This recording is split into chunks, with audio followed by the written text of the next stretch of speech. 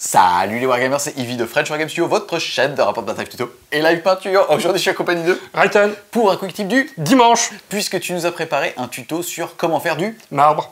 En moins de 10 minutes. Sur ce coup-là, tu as un petit peu le MacGyver de la figurine, puisque pour le coup, en 3 couleurs et une lingette, tu as réussi à sortir un marbre qui est quand même assez quali. On voit ça tout de suite. On se retrouve donc les Wargamers avec Rayton qui est venu nous faire un tuto marbre. Marbre qui est une matière qui fait très peur en peinture, puisque pour la maîtriser et de façon précise, c'est quand même une technique très complexe et surtout très risquée, puisque même les peintres, on va dire, qui maîtrisent le marbre, des fois se chient dessus. Ici, tu es venu vraiment nous montrer un quick tip du dimanche sur comment faire un marbre en quelques minutes avec une technique un petit peu d'escroc. C'est ça, c'est la petite technique d'escroc où on va vous montrer comment avec 3 couleurs, en 10 minutes, on arrive à avoir un marbre qui soit de bonne qualité et de retrouver cet effet aléatoire et naturel du marbre. Tu nous as ramené un petit peu aussi les figurines que tu as peintes avec ce fameux marbre. Là, on a du Custodes et on voit que franchement, ce marbre est assez bluffant en fait en quelques minutes et surtout très peu de couches. Ici, l'objectif va d'être de faire un socle. Là, on a pris un socle de moto Custodes. On n'a pas pris un socle Game Workshop parce qu'ils ont tendance à être un petit peu granuleux et pour le tuto, on n'a pas voulu perdre de temps à le lisser avec du papier de verre. On a donc pris un socle transparent qu'on a tout simplement sous-couché en noir pour que celui-ci soit bien lisse et mat. En plus de ça, on va se faire la lance de ta moto Custodes et aussi le slip d'un Dreadnought Redemptor Ultranus du studio. Voilà. Donc, petite astuce pour avoir un marbre facile, en fait, c'est cette petite lingette-là. En fait, c'est des lingettes style nettoyante pour voiture, lingette bébé, etc. La matière de cette petite chose-là va faire qu'une fois étirée, vous allez avoir des petites fibres qui vont capter la peinture. Et quand vous allez passer votre coude aéro, ça va retenir juste ce qu'il faut et vous allez avoir après des veines qui vont se dessiner comme celle du marbre. D'accord, donc en fait on va l'étirer un petit peu comme du coton et on va se servir de ça comme d'un pochoir. Exactement. L'idée c'est que ça devienne un pochoir que vous allez pouvoir adapter à chacune de vos figurines. L'idée c'est vraiment, là on a des petites marbrures qui vont se dessiner, etc. Irrégulières, d'accord. Voilà. Et là, il faut déjà se le mettre sur le... Est-ce qu'il faut le fixer ou est-ce que si ça bouge, ça n'est pas grave? C'est mieux que ça soit le plus fixe possible. C'est pour ça que là, je le tends un maximum sur le socle. Une fois que tu as réalisé ta première étape, à savoir l'enrober dans ton tampon, tu vas utiliser un premier gris et tu es venu avec le G46 de la gamme Prince Auguste Games, qui est le gris spectre. Et tu vas tout simplement l'appliquer. Est-ce que ton but, c'est juste de faire un voile ou de complètement recouvrir de gris? Non, l'idée c'est de couvrir de gris pour donner cette nuance de marbre en fait qu'il va y avoir naturellement. C'est un marbre, il y a des nuances à l'intérieur, donc on passe de noir, gris, blanc. Et le gris spectre permet cette petite nuance assez facile, quoi.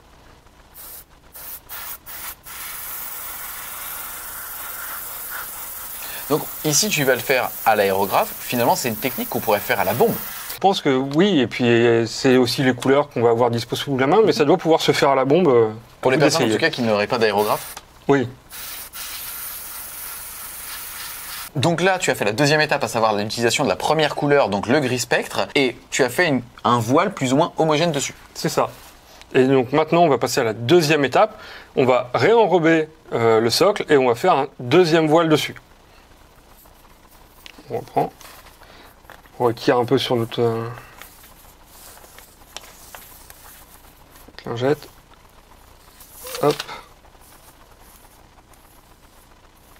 Et donc, tu vas attaquer ta troisième étape, où cette fois-ci, tu vas attaquer avec du blanc, donc du blanc primaire, directement, enfin n'importe lequel, on va dire, de n'importe quelle marque. Tout à fait. Et tu vas, après avoir fait ton deuxième enrobage, tout simplement pulvériser. Exactement. Donc, le but, c'est quoi? C'est de faire un voile similaire à la couche précédente ou plus appuyé? C'est non, similaire. En fait, on va venir accentuer les couches, mais comme on rajoute une épaisseur de tissu, en fait, ça vient refiltrer la peinture. Donc du coup, on repasse sur les veines qu'on a faites, mais un peu plus finement. Et bien, c'est parti.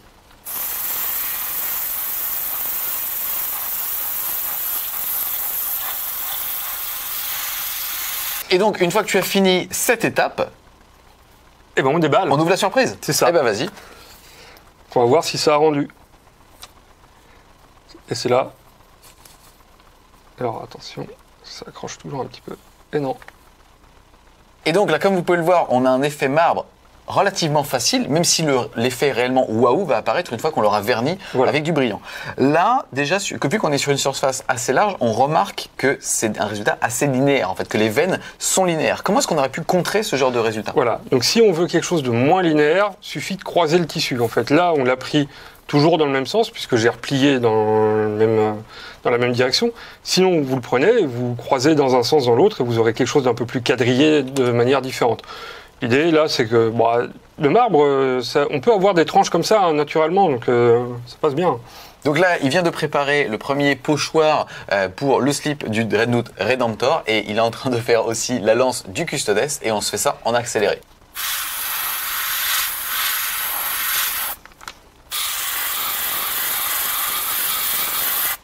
Ensuite, on avance dans les étapes et cette fois-ci, tu vas vernir justement ton marbre avec un vernis brillant. Là, tu vas utiliser un vernis de Game Workshop qui est le Hardcoat. C'est ça. Donc du coup, du Hardcoat chez Game Workshop, juste dilué à l'eau directement dans le godet. En fait, ça se fait bien.